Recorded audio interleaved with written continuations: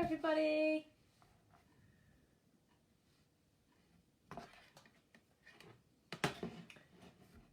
Happy Wednesday.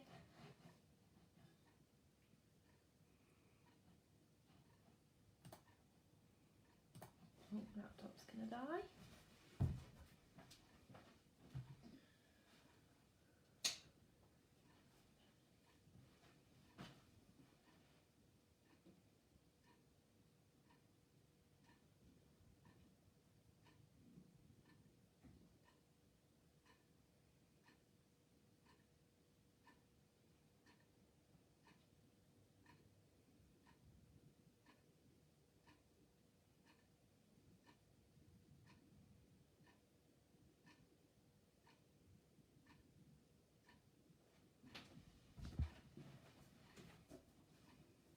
Hi Maria. Hope you're okay.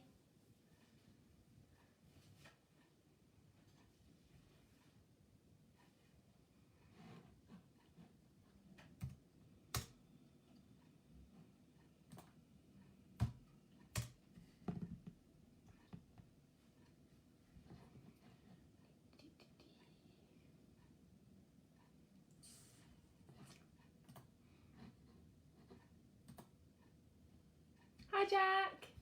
I'm fine, thank you Jack. I hope you're okay as well. I'm looking forward to catching up with you on Thursday.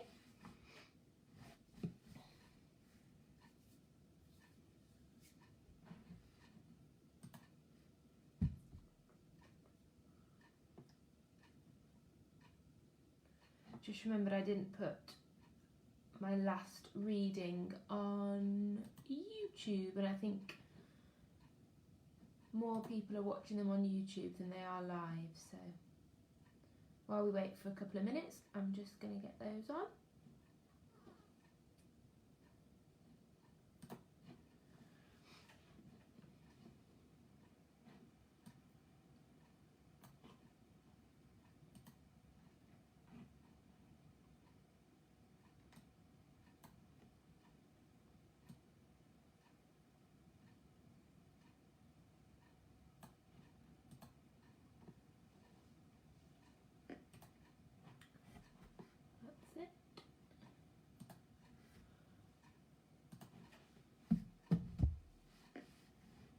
Oh yeah, tomorrow. Oh, that's my old video, last video play. Yeah, tomorrow Thursday, Jack, isn't it? I'm glad you're okay.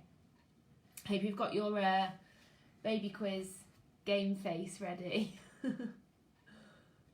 Some of them are really cute, but some of them are also like tiny babies that I don't know how people are going to guess. It's going to be a challenge.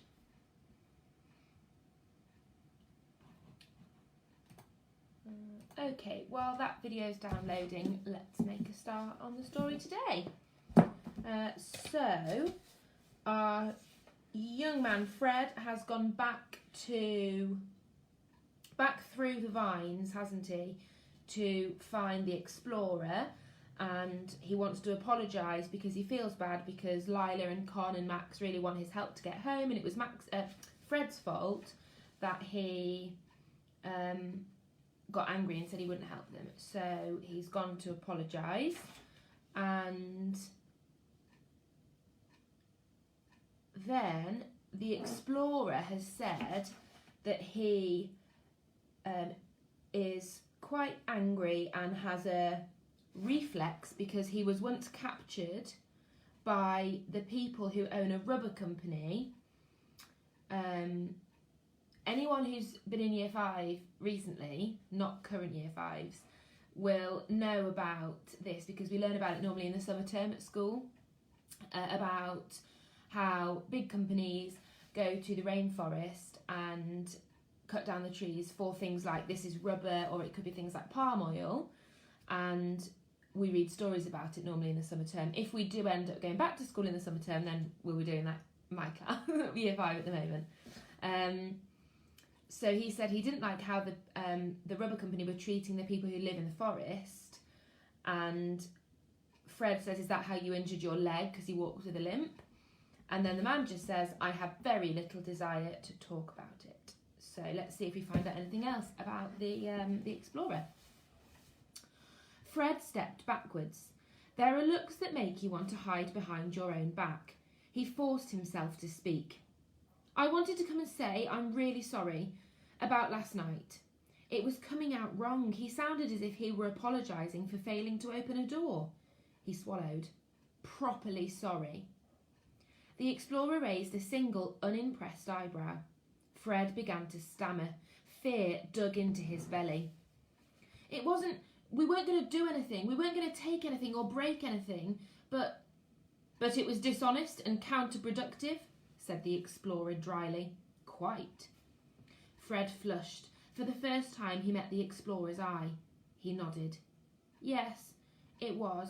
I didn't mean to be those things, but I was. You're right to be angry. He stared at the floor as he turned away, back towards the sleeping house. Wait. Fred turned. The explorer began to tie his shoes, meticulously tugging at the ends of the laces to get them exactly even. Then he pulled a knife from his pocket and began to sharpen the blade on a rock. Fred waited, the tension building in his chest. He wondered if the man really was planning to cut off his fingers. He thrust his hands deep into his pockets. At last the explorer said, I'm going to set a trap. He splashed water on his face. You might as well learn how, if you're going to provide for yourselves on your trek home. Carefully, methodically, the man began to shave with the knife. You interested in coming? Yes, said Fred, very. Just a moment, then. The man puckered his mouth, pulling the skin on his cheek taut. I warn you, you can't let a beard grow too long out here. Next thing you know, you've got a family of glowworms living in your sideburns. He looked sternly at Fred, which is not as appealing as it sounds. Thank you, said Fred, trying not to laugh. I'll remember that, although I can't actually grow a beard. The explorer pulled off his jacket and hooked it on a branch of the tree. The jacket was made from a variety of dark furs. Some still had legs attached. The tree, Fred could see, was used as a kind of wardrobe. It also had a spare shirt hanging from a convenient branch. Fred looked closer. The branch the jacket hung on had been tied to the tree by hand, looped in a figure of 8 with vines. He felt a jag of recognition run through his blood. He shivered. It's making him think, I bet, of the where they first had their camp and they found that thing where they moored the raft on and they thought it looked like it had been made by somebody. The explorer looked surprised. Are you unwell, boy? No, nothing like that. It's just, I've seen a branch tied on like that before. On a mooring post, at the den, near the bees. It must have been you. Very likely. I use that knot a good deal. It lasts for years if you get it right. Are you sure you're not sick? The explorer looked sharply at him. I have no wish to care for a sick child. There's a waterproof greatcoat I made somewhere, if you don't mind the smell of fish. I'm fine, really. And I made a scarf once, out of monkeys. Monkeys? Fred tried not to look as appalled as he felt. Yes, but they kept fighting and it wasn't worth the fleas. You made a scarf out of alive monkeys? A scarf may have been a somewhat hubristic exaggeration. I draped half a dozen small monkeys around my shoulders. It was not ideal. The explorer set off up the steep incline that surrounded the clearing. Keep up! Were they tame? I thought they were. He picked up a machete, smacked the flat side against his palm. I'd been taming them for a year. It turned out they were less docile than I imagined. Until you've had a monkey mistake your nose for a fig, you don't know what waking up too suddenly means. He's quite funny now, isn't he, the explorer? The explorer strode out, heading to where the forest grew thickly. Don't lag, he called. Fred thought guiltily about the others, who might at any moment wake up and find him gone, but most of his energy was needed to keep up with the man's pace. Despite his limp, he moved twice as fast as Fred, and 5 times as quietly. Don't we need to mark the trees to find our way back? Panted Fred. The explorer turned. He looked astonished, or it might, Fred thought, have been affronted. What do you take me for? No, we don't need to mark the trees, no more than you would need to mark the wall between your bedroom and your lavatory. This is my home." He gestured to the trees around them, which were thinner than those circling the city and a lighter shade of green. "We'll get wood here for the trap. See this?" He pointed to a branch as thick as Fred's wrist. "Cut me 2 branches like that. They should be as straight as possible. There's a good tree over there. Here." He handed Fred the machete and began stripping down a vine into a thin rope. The machete had a wonderful weight to it. It was exquisitely made, with a carved handle and a blade that caught the sun and threw back light in silver and green. "This is beautiful," said Fred. He gave it an experimental swipe. "Watch it. Kindly refrain from chopping off your own hand. And cut straight, boy. Don't damage the trees."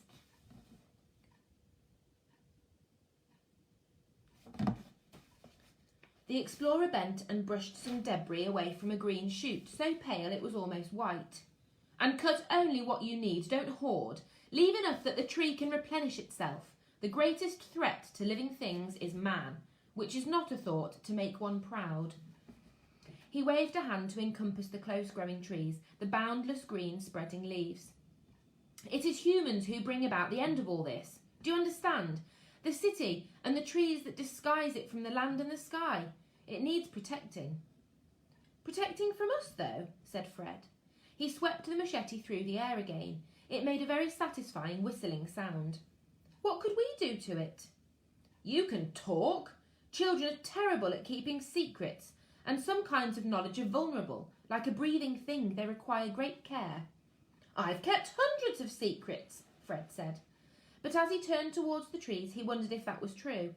He had never had a secret so valuable. He had never had a secret that would make his father put down his newspaper and turn to look at him. "This place needs protecting from humans," said the explorer. "I find it hard not to be wary of my fellow countrymen. They care about the wrong things.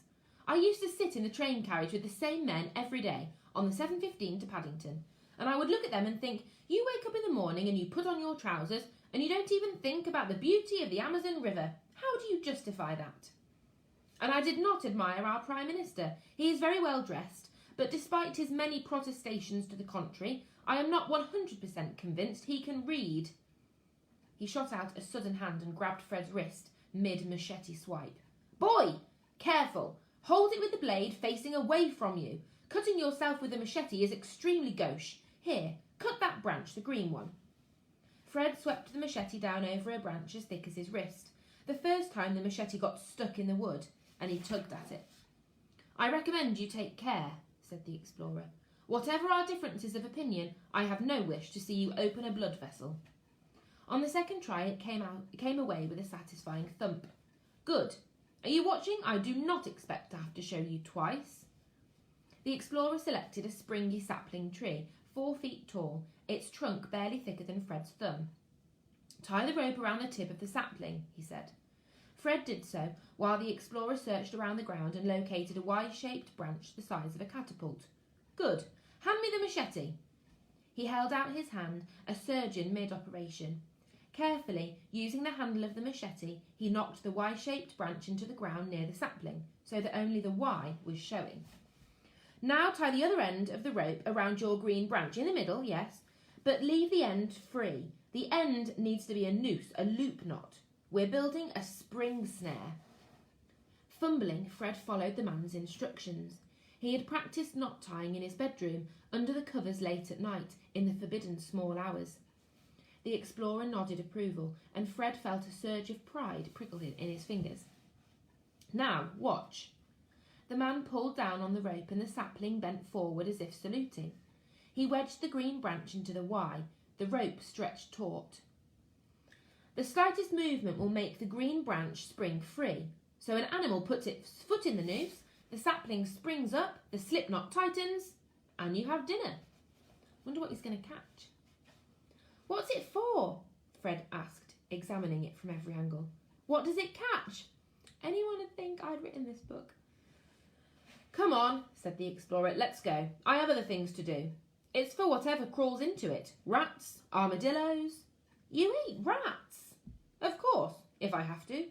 I've eaten many things over the years that I have not precisely enjoyed, but have appreciated nonetheless. Snails, spiders. I hope Jonathan's not watching, Lauren. Spiders? Certain spiders are remarkably delicious. I could help you find them, but I have no desire to help you, unless you swear to keep silence about this place. Fred bit his lips together. No, the explorer said. You would prefer to align yourself with men who loot from the land and its history? They don't. Fred thought of the men striding across the pages of his books. They don't all do that. Certainly, there are some who do not, but how many? You wish to invite the world to come and stare. You gamble on the morality of the world at large, do you? Fred's stomach contracted. He said nothing.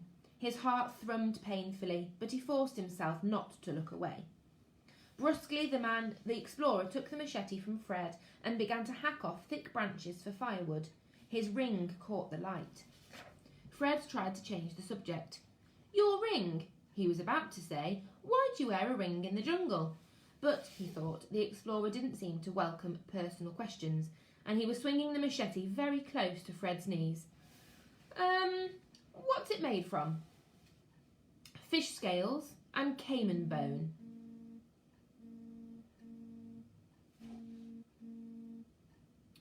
Phone call.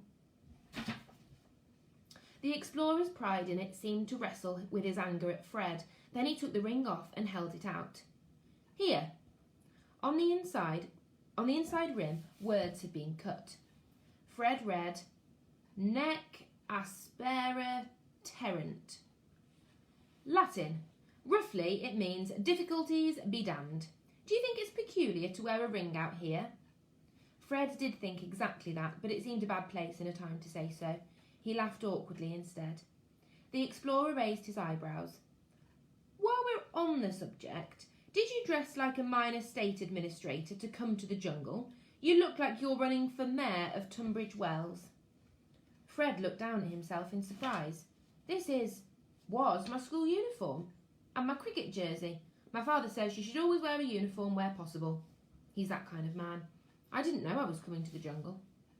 You should always dress as if you might be going to the jungle. You never know when you might meet an adventure. I'm at a boarding school in Norfolk, Gresham's, on the Cromer Road. And? It's just, I'm much more likely to meet a geography teacher than an adventure. The explorer looked at the world around them, and then hard at Fred. And yet, here you are. I just need to check on the cat, because I've been painting today, and I think he might be in the paint.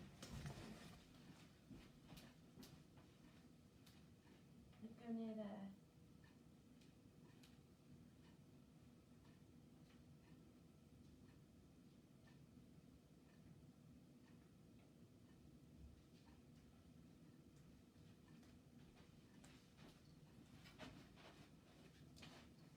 It's okay, he hasn't got pink feet. I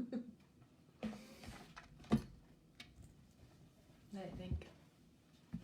Sorry about that. With great care, he detached a branch covered in berries from a tree and threw it to Fred, who caught it, realising a second too late that the branch was covered in thorns. He said some words his school did not allow him to say. The explorer arched his left eyebrow a quarter of an inch. Fred instantly stopped swearing. Make sure the small one, the boy with the leaking nose, eats some. He's too thin. Try one. Fred put the largest berry in his mouth. The juice burst on his tongue. It was absolutely hideous. He wanted to spit it out, but he had a feeling the explorer wouldn't approve. He swallowed and scrubbed his tongue on the back of his hand. It tastes of petrol, he said, and badgers. How does he know what a badger tastes like? I know, but you should eat them anyway. They're rich in vitamins, and they'll be easy to find on your road to Manaus. They grow near the river. I think maybe I'd rather starve. No, you wouldn't. It's a long walk. It's best not to get too hungry if you can avoid it. If you get hungry enough, you will start feeling that your bad ideas are your good ones. If you get truly famished, you start feeling like a French philosopher, and that's unwise. He strode back through the trees, leaving Fred to run, jumping over roots and anthills to keep pace with him. Next chapter is called Tarantulas. Oh, there we go, there's a truncheon. By the time Fred got back, the others were awake and furious and eating. It is difficult to look angry and chew at the same time, so they put down their bananas to glare at him. "Where were you?" asked Lila. "We thought you might have been cutting off your fingers," said Con. Fred explained about the trap, about the statues, and proffered the berries as a peace offering. By the time they'd finished spitting out the berries, and Max had finished miming being sick on Fred's shoes, Con and Lila had stopped glaring quite so ferociously. Lila offered him 3/4 of a banana. "We found them over there. There's a tree behind that cluster of stones where the earth shows through. There were 5, but we only took 3, in case they belonged to," she gestured with her head up towards the statues, "him." The banana was a little green, but Fred preferred them that way. He ate as slowly as he could, but it was difficult. Bananas were very rare at home. It tasted of comfort. A light thumping echoed across the city square. It was the explorer stomping down the centre of the citadel, heading in their direction. They began frantically tidying themselves, Con raking her hair with her fingers, Lila straightening back as fur. Max licked his forearms like a cat. At that point, several things happened at once. The explorer came closer. He didn't, in fact, seem to be looking at them. He seemed lost in thought, staring upwards at the canopy as he walked. A rustling made Fred look away, down at the ground. And a snake reared up suddenly from behind a fallen branch. It stood straight up, like the periscope on a submarine. It was violent green, with a whitish belly. Its eyes were red. Fred gave a hiss and gestured to the others. They froze. "Don't panic," whispered Lila. "Snakes don't attack, remember?" Fred backed away.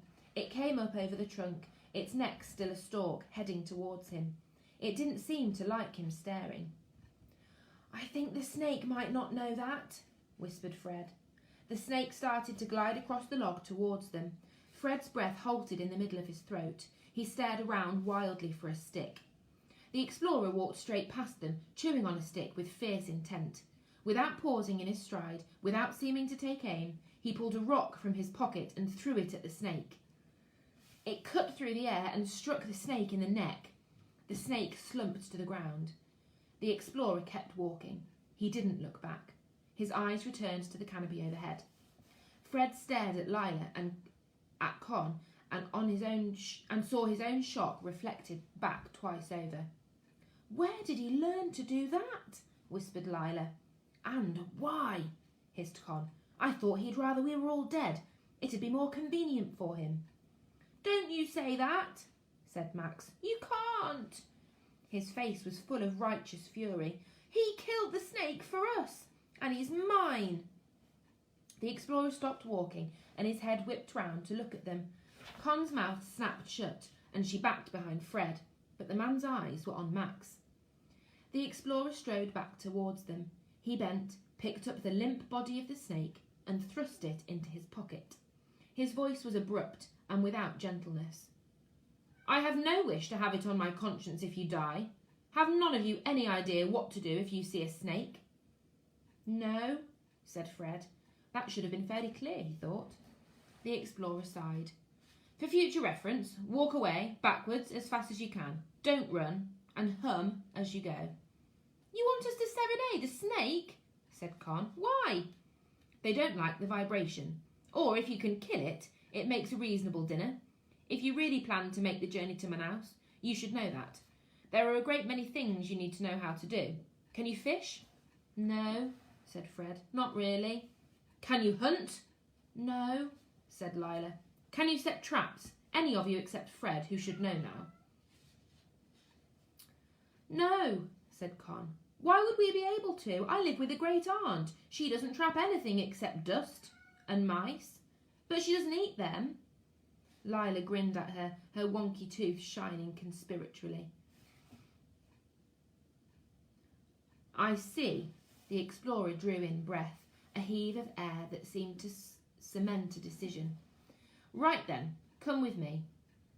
"Just Con?" said Lila. "Or all of us?" "All of you, even Fred, despite his idiocy." His eyes were hard. "Even the miniature cataclysm in the cardigan." "He means you, Max," said Con. "I found a nest," said the explorer, "and I will share it with you. But I want to be clear. This is the only help I will give you. I have no time to waste on children." "A nest of what?" said Lila. She scooped Backer up and settled him in her arms. He grasped hold of her upper arm and rested his nose in the crook of her elbow. "You'll see." "You'll see," Fred thought as they marched in single file behind the explorer, half running to keep up. "You'll see" were not reassuring words when spoken by someone whose fur coat still had the feet and faces attached. The nest, when they reached it, sticky with sweat and their hair full of twigs, did not look as Fred had expected. It was a hole in the ground. In fact, it was barely even that. The ground was covered in dry leaves, and the hole was almost invisible. "What's in there?" asked Fred. He wondered if it might be mice. Did mice dig burrows? He wasn't sure how he would feel about eating a mouse. "Tarantulas," said the explorer. Oh. Mice suddenly sounded much more appetising, thought Fred. "They're delicious. They taste like shrimp cocktail." The explorer looked at Con, whose mouth was open. "Do you have a plan for your face, or are you going to keep it like that?" "You don't actually eat tarantulas?" asked Con. "Do they attack sloths?" asked Lila. Backer peered out from her elbow. "We get to eat spiders," said Max. The three sentences were spoken very differently, Fred thought. Disgust, cautious interest, sheer unholy joy.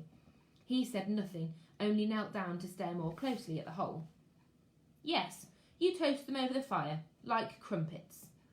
"But aren't they poisonous?" asked Lila. "I am not eating a tarantula," said Con. "As you wish." The explorer shrugged. "If you plan to walk to Manaus, the day will come when you'll be glad of knowing how. Right, we'll need some long twigs." "I'm not eating one," said Con. "That shouldn't be a shocking position to take." She turned to Lila and Fred for confirmation. "That's normal." "I want to try it," said Fred. "Why on earth?" "Because I don't want us to starve on the walk to Manaus. And what else are we going to eat? And what if it's good?" Lila's face was interested. What do you think of the chances it will be, percentage-wise?" "Oh, and what if it's good?" "What do you think the chances are that it will be, percentage-wise?" "Low," said Con. "Really disgustingly low." "Who wants to go first?" asked the explorer. There was a glimmer in his eyes. Fred didn't absolutely trust him. Fred looked down at the hole. He thought he saw a shadow move inside it. His stomach rumbled. "I will," he said. "Fine." The explorer smiled. It was not an easy smile. There was something wolfish about it. "It's very simple. Take a stick and jab it in the hole. The tarantula will come out to see what's happening." Fred crouched over the hole and shook the tip of his stick backwards and forwards over the tarantula nest. "You have officially crossed the line between brave and a medical condition," said Con. "It can take a while, so don't give up," said the explorer. "It's a good season for tarantulas. They should be meaty." "He's mad," whispered Con to Lila. "We're alone in the jungle with an actual, real-life madman." Fred kept shaking his stick. Nothing happened. Con visibly relaxed. "It's empty," she said. "Thank goodness it's empty." 4 legs, jointed, thin and hairy, emerged from the nest. Fred froze. "Keep going," barked the explorer. "Move the stick backwards. Lure it out." The spider that emerged was as big as Fred's palm and light brown. "It's a female," said the explorer. "The males are black." His hand darted past Fred and he grasped hold of the tarantula around the middle. He held his fingers well back from the pincers, which waved irate at the air. "Do you want to stroke it?" he said. Sloths, when anxious, make noises halfway between a sheep and a seagull. Backer let out a tiny, shrill bleat. Lila stepped back, her arms shielding the sloth's eyes. The honest answer, Fred thought, was no. It was a no loud enough to shake the foundations of the jungle, but the words that came out of his mouth were, "Which way do I stroke it?" "In the direction of the fur, from the head to the back end." "Don't, Fred," said Con. She was standing with her back flat against a tree. She was pale under the dirt. "He's angry at you, remember? He's trying to hurt you." The explorer's voice was dangerously mild. "The bite of this species is no worse than a bee sting," he said. He held the tarantula very gently. "My boy used to—" Then he stopped, shook himself and said, "I knew of a child once who had one as a pet. It got tame enough to sit in his lap while he ate." Fred glanced at the explorer, but his face was impassive. So the explorer obviously had a child.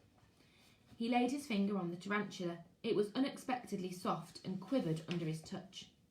"Now," said the explorer, pulling a knife from his pocket, suddenly very brisk, "you slice along the back from the neck, here, so it feels no pain, like this, but don't cut the head off." He cut across the spider's neck, and then he wrap it in leaves. He dropped the spider onto a large leaf and handed it to Lila, who shuddered but held it in both hands. "Now you tie it with grass, as if it were a parcel. Yes, good. There's another nest, east of here. Remember, you can tell a tarantula hole from the opening, shallow at the front, and then a sudden dip into a tunnel. The journey to an house takes you through rocky terrain. You'll be able to find them there quite easily. I once went a whole month eating nothing but spiders and bananas. I had terrible yellow diarrhea, but I survived." He set off through the jungle without glancing behind him. Fred looked down at his hands. They smelt very slightly acidic. By the time they caught up with him, the explorer was leaning over another hole, sweeping back leaves and plants with his caiman skin shoe. This hole was significantly larger. "Now, this one you have wrapped up like a birthday present is a common tarantula, but this hole," he prodded it with a stick, "is different. This is the hole of a Goliath tarantula, Theraphosa blondi." He glanced pointedly at Con's hair. "The Goliath tarantula has hairs on its rump, which it sheds if it feels threatened, and God knows I'd feel threatened if faced with a bunch of children. The hairs sting if they get on your skin like nettles, but far worse. Do you understand?" "Yes." "Good. Never mix up your tarantulas if you're planning to stroke them." It seemed sensible advice, Fred thought, if useful only in very rare circumstances. "Are they the ones they call bird-eaters?" asked Lila. "Exactly," said the explorer, looking down at her with something like approval, "although they rarely eat birds, mostly toads and worms and the occasional rat." They didn't need to tempt out the Goliath tarantula as Fred leant forward to peer into the hole. The front legs emerged. He stepped backwards, fast. 4 more legs followed, and a great round body covered in thick hair. Con retched. Max squealed with delight. Lila stepped in front of her brother, pushing him behind her. She clutched Backer more tightly. The spider was as big as Max's face. It moved slowly towards Max's ankles. As calmly as if he were tying a shoelace, the explorer reached down, pressed the spider to the ground with a stick, and gathered up the legs in his fingers. "Hand me some leaves, one of you, and watch your feet, there'll be more." By late afternoon they had 6 tarantulas. They took them home to their fire, and Lila laid them out neatly in a row. "Good. Now you toast them on sticks until all the hair burns off," said the explorer. "They'll start giving off a squeaking noise. It's the hot air escaping from the space between the leg joints. That's a sign they're done. You can eat all of it, including the face." "The face," said Con weakly. The explorer laughed. He picked up 2 of the parcels, leaving them 4. "You're on your own now," he said. "Don't disturb me again, or I'll serve your eyeballs to the caiman like olives at a cocktail party." They stared at the bulk of his retreating back as he strode into the jungle. Fred speared his tarantula on a stick and held it over the fire, watching it turn dark brown in the flames. Lila toasted Max's for him. Con's lay still in its parcel. She refused to look at it. "It's a spider," she kept whispering. After 10 minutes, the spiders began to whistle, a sound like a tea kettle. Fred gathered all his courage together. He pulled the tarantula off the stick. It was hot and crispy, but it looked unambiguously spidery. He held his nose and bit a leg off. He was astonished. They tasted a little fish-like and salty like the sea. He took another, larger bite. "It's not bad," he said. Con stared at him, incredulous. "You're eating spiders. Do you realise that?" Max took a bite of his. "It's very delicious," he said. "Can I eat yours, if you're not having it?" "No," said Con. "Try a leg of mine," said Fred. The spider made him feel more awake. He could imagine the journey home, really imagine it for the first time, walking by day, and eating spiders and whatever fruit they could find each night. He thought of his father, meeting him at the dock in Portsmouth, bending to pull Fred into his arms. He shook himself and tried to push the thought away. "It tastes of fishy chicken," said Lila. "Really, truly, it's not bad." "Promise it's not a trick?" "Promise. Try mine." Fred burnt his. Lila held out a spider leg. Very gingerly, Con took the leg from Lila. She sniffed it. "It doesn't smell of anything, just the fire," she said suspiciously. She closed her eyes and bit the tip off the foot. Her eyes opened in surprise.